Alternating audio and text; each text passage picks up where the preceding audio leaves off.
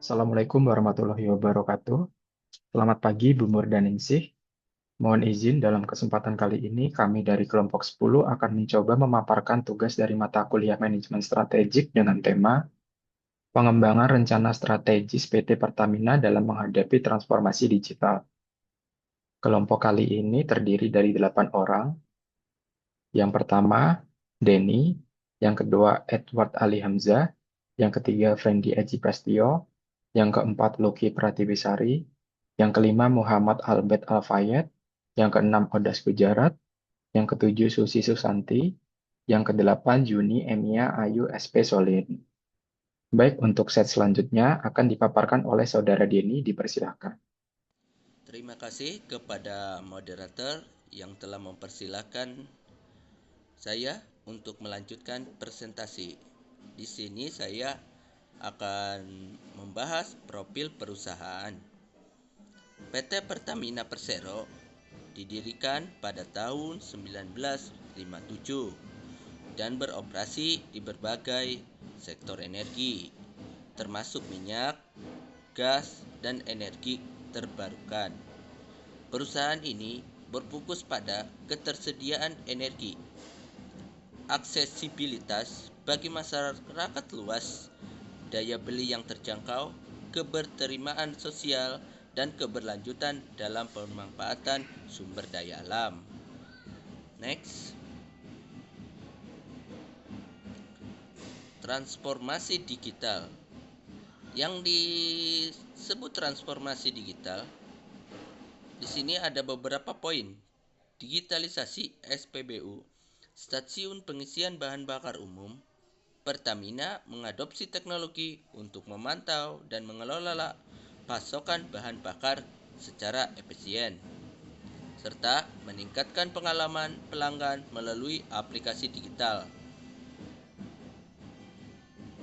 Selanjutnya, pemanfaatan IoT dan Big Data, penggunaan Internet of Things, IoT dan Big Data untuk memantau distribusi energi dan performa peralatan secara real time, meningkatkan efisiensi operasional dan mengurangi downtime. Artificial Intelligence (EA) atau implementasi EA dalam analisis data untuk optimasi proses pengolahan energi dan prediksi kebutuhan energi serta mengurangi pemborosan. Perusahaan Pertamina merupakan salah satu perusahaan yang fokus pada keberlanjutan. Beberapa contoh keberlanjutan yang dilakukan oleh perusahaan Pertamina, yang pertama adalah energi terbarukan. Pertamina fokus pada pengembangan energi terbarukan seperti energi surya dan bioenergi untuk mengurangi tentunya ketergantungan pada energi fosil. Yang kedua adalah SPBU digital. Selain digitalisasi SPBU ini membantu operasional dari Pertamina itu sendiri, Pertamina juga menerapkan teknologi yang ramah lingkungan seperti SPBU yang dilengkapi dengan pengisian kendaraan listrik. Selanjutnya adalah pencapaian ESG atau Environmental, Social, and Governance. Pertamina itu mengintegrasikan prinsip ESG dalam operasional mereka dengan tujuan untuk memberikan manfaat baik bagi sosial dan lingkungan. Selanjutnya adalah analisis eksternal atau PESTEL. Analisis eksternal atau PESTEL ini adalah alat perencanaan strategis untuk mengevaluasi faktor-faktor eksternal yang mempengaruhi sebuah organisasi atau sebuah perusahaan. Analisis ini dapat membantu bisnis atau operasional perusahaan dalam memahami kekuatan dan kelemahan eksternal sehingga dapat membuat keputusan yang lebih baik. Beberapa hal dalam analisis eksternal ini adalah yang pertama politik, yang kedua terkait ekonomi, yang ketiga sosial, dan keempat teknologi, dan kelima lingkungan. Yang pertama adalah terkait politik, tentu kebijakan pemerintah terkait energi dan harga regulasi harga itu akan mempengaruhi operasional dari Pertamina itu sendiri. Yang kedua adalah terkait ekonomi. Fluktuasi harga minyak dunia itu pasti sangat mempengaruhi pendapatan dari perusahaan. Dalam hal ini adalah perusahaan Pertamina. Yang ketiga adalah terkait sosial.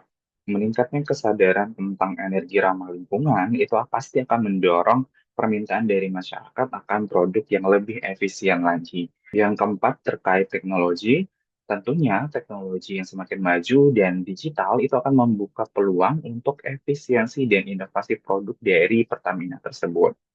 Selanjutnya yang terakhir adalah terkait lingkungan. Tentu terkait perubahan iklim, itu akan mendorong transisi ke energi terbarukan yang berkelanjutan. Analisis eksternal atau quarter force. Yang pertama, ancaman pendatang baru. Biaya tinggi dan regulasi ketat menghalangi pendatang baru. Yang kedua, kekuatan tawar-menawar pembeli. Konsumen semakin mempengaruhi harga dan kualitas produk. Ketiga, kekuatan tawar-menawar pemasok. Pemasok mempengaruhi biaya, namun Pertamina mengurangi ketergantungan. Keempat, produk ancaman produk pengganti. Energi terbarukan menjadi ancaman bagi energi fosil. Kelima, persaingan industri. Persaingan di sektor energi semakin ketat, terutama dalam adopsi teknologi digital. Selanjutnya, analisis internal atau RBV. Yang pertama, sumber daya manusia. Tenaga kerja terampil dengan komitmen pada pelatihan dan pengembangan digital. Kedua, teknologi. Infrastruktur teknologi canggih dan sistem informasi yang mendigitalisasi pengelolaan energi. Yang ketiga, keuangan. Dukungan finansial kuat untuk transformasi digital dan investasi riset. Selanjutnya akan disampaikan oleh teman saya. Terima kasih. Selanjutnya adalah analisis SWOT. Yang pertama kekuatan, yaitu sumber daya luas, jaringan distribusi besar, dan akses teknologi untuk efisiensi.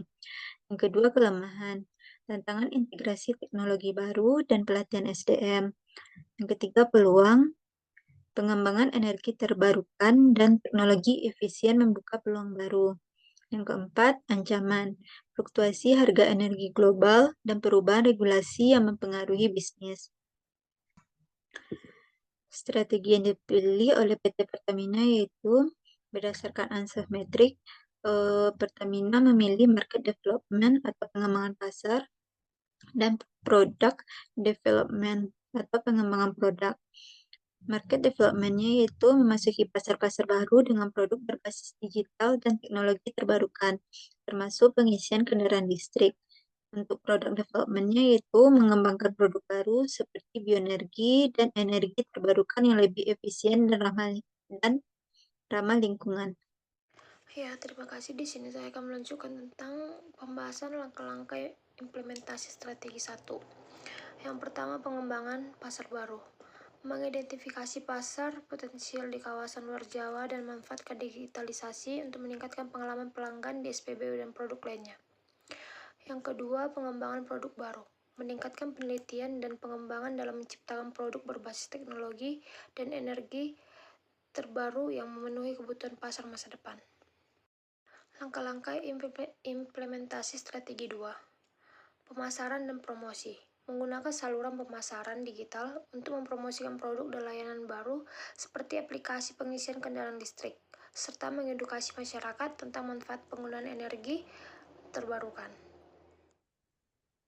Assalamualaikum warahmatullahi wabarakatuh.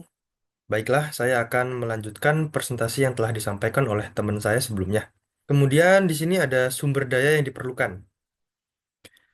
Apa aja sih sumber daya yang diperlukan? Yang pertama itu ada manusia, di mana dengan merekrut tenaga ahli IT, digitalisasi dan energi terbarukan, serta pelatihan yang berkelanjutan.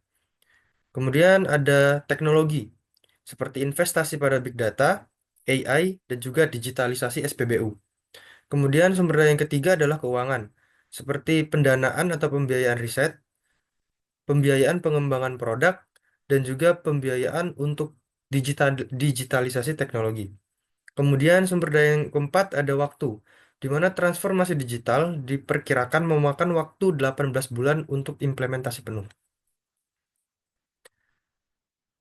Kemudian KPI lanjutan. KPI di sini merupakan Key Performance Indicator, di mana yang pertama ada adopsi teknologi, di mana persentase konsumen yang menggunakan aplikasi dan layanan digital Pertamina. Seperti yang sudah teman-teman ketahui, Pertamina meluncurkan aplikasi digital yaitu My Pertamina yang bisa di-download di Play Store maupun App Store. Lalu yang kedua ada kepuasan pelanggan, di mana untuk mengukur tingkat kepuasan pelanggan terkait kemudahan akses dan kualitas layanan berbasis digital. Kemudian yang ketiga ada return on investment, di mana menghitung tingkat pengembalian investasi dari inisiatif digitalisasi dan pengembangan energi terbarukan. Baik Ibu Murdaningsih dan teman-teman sekalian, izin saya menyimpulkan terkait presentasi dari kelompok 10 di mana kita memilih PT Pertamina. Dalam transformasi digital sangat penting di era sekarang ini karena dapat meningkatkan efisiensi, produktivitas, dan daya saing organisasi atau bisnis. Dengan memanfaatkan teknologi digital, perusahaan bisa otomatisasi proses, meningkatkan pengalaman pelanggan, dan memanfaatkan data untuk keputusan yang lebih tepat. Selain itu, transformasi digital memungkinkan bisnis untuk lebih fleksibel dan responsif terhadap perubahan pasar yang cepat.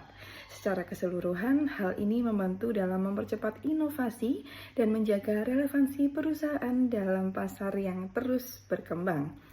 Dan di PT Pertamina ini, transformasi digital memang dapat membantu perusahaan PT Pertamina untuk lebih efisien dalam operasional serta lebih gesit dalam menghadapi persaingan pasar global.